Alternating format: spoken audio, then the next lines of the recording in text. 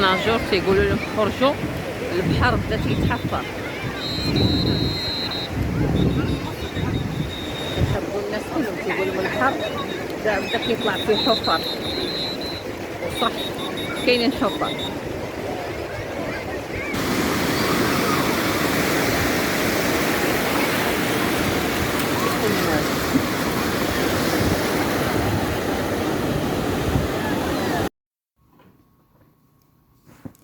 السلام عليكم، هلا حبيباتي، كيفكم؟ ان شاء الله تكونوا بخير وبصحة يا رب. سبحان الله العظيم، فجأة البحر تغير، والله العظيم سبحان الله العظيم. كانت الامواج هادية وكان البحر عادي شوية.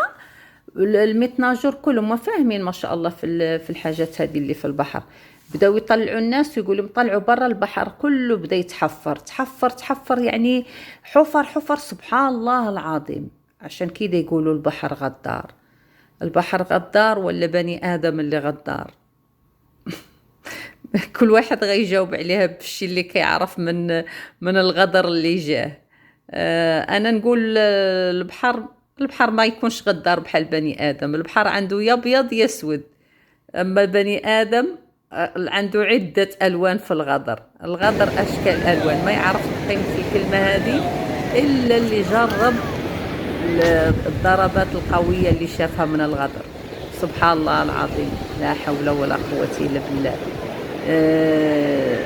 البحر زوين، البحر زوين. وكان هذا آخر يوم عندنا في البحر.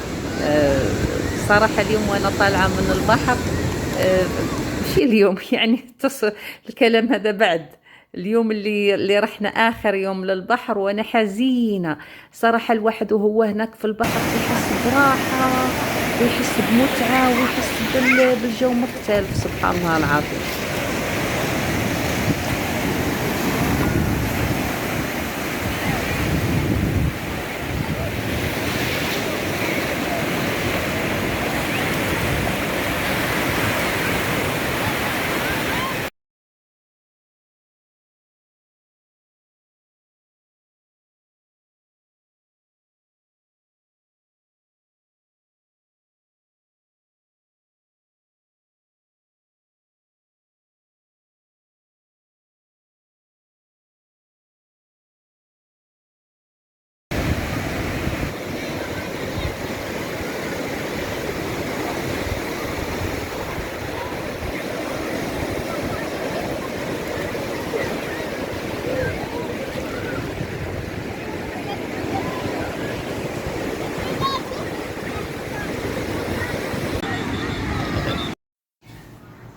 يلا بالشكل هذا نكون خلصنا الفيديو هذا، وانا والله حزينة ملي طالعة من البحر اليوم.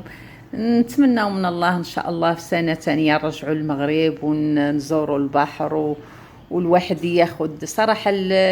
انا مستغربة في الناس اللي عندهم بحر في مدينتهم ما كيمشيوش على الأقل مرة في الشهر على الأقل، لأن المشي فوق التراب صراحة متعة متعة، والواحد كيحس براحة نفسية. بالشكل هذا نكون خلصنا، والسلام عليكم ورحمة الله تعالى وبركاته.